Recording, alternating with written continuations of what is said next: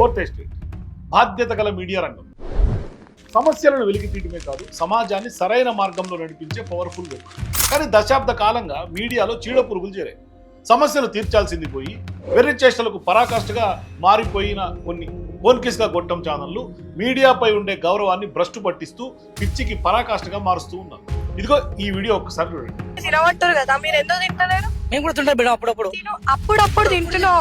Daily చిన్న పిల్లలు పెద్దోళ్ళు తింటున్నారు. దానివల్ల మళ్ళీ ఎందుకట్లా గాబర్ అవుతారు?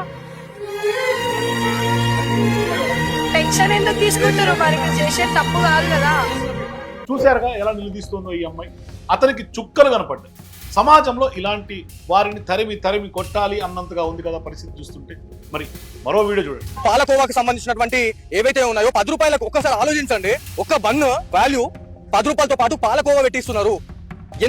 వీళ్ళు ఎందుకు ఇంత 10 రూపాయలకే అమ్ముతా ఉన్నారు? అనుకోవాలనుకుంటే మనం ఒక 20 రూపాయలు 30 40 రూపాయలకు అమ్మొచ్చు కదా. పరిస్థితి అర్థమైంది కదా. ఇదేదో పాలకోవా పంచాయతీ. Wow, biggest sting operation. నేను చెప్పిన మా పిల్లలతో కూడా మేడం అన్ని నేను కూడా చెప్పిన వాళ్ళకి, వాళ్ళు కింద పాల్సిన బండ్లు. అతనేదో పాలకోవా బన్ను అమ్ముకొని తన కుటుంబాన్ని పోషించుకుంటుంటే అందులో ఏదో విషం ఉన్నట్లు, ఎక్స్పైరీ డేట్ లేదని కనిపెట్టినట్టు భయపెట్టి బెదిరించి భయభ్రాంతులకు గురి చేస్తున్నారు సదరు ఛానల్స్. చేతిలో మైక్ ఉంది కదా అని కనీస బాధ్యత ఇసుమంతైన సంస్కారం లేకుండా పొలవెరి పనులు చేస్తుంటే ఇలాంటి వారికి ఎవరైనా గౌరవం ఇస్తారా? పైగా ఇటువంటి బిల్లిబిత్తిరి ఛానళ్ళ వల్ల నిజాయితీగా పనిచేసే మీడియా కూడా చెడ్డ పేరు వస్తుంది. అడ్డు అదుపు లేకుండా, సిగ్గు ఎగ్గు లేకుండా పిచ్చికి కేరాఫ్గా మారిన కల్తీ ఛానళ్ళ మీడియాల కారణంగా విలువలు కూడా పడిపోతూ. ఒక్క విషయం, ఏళ్ల చరిత్ర కలిగిన మీడియా రంగానికి ఎంతో ప్రాధాన్యత ఉంది. ఎందరో జర్నలిస్టులు తమ జీవితాలను పణంగా పెట్టి చరిత్రలో నిలిచిపోయారు.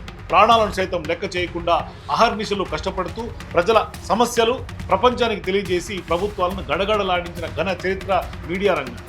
మీడియా బాధ్యతాయుతంగా వ్యవహరించినప్పుడే ప్రజలకు మేలు జరుగుతుంది. జర్నలిస్టులకు, మీడియా హౌస్లకు మంచి గౌరవం దక్కుతుంది. అవునా కాదా? మీరే చెప్పండి.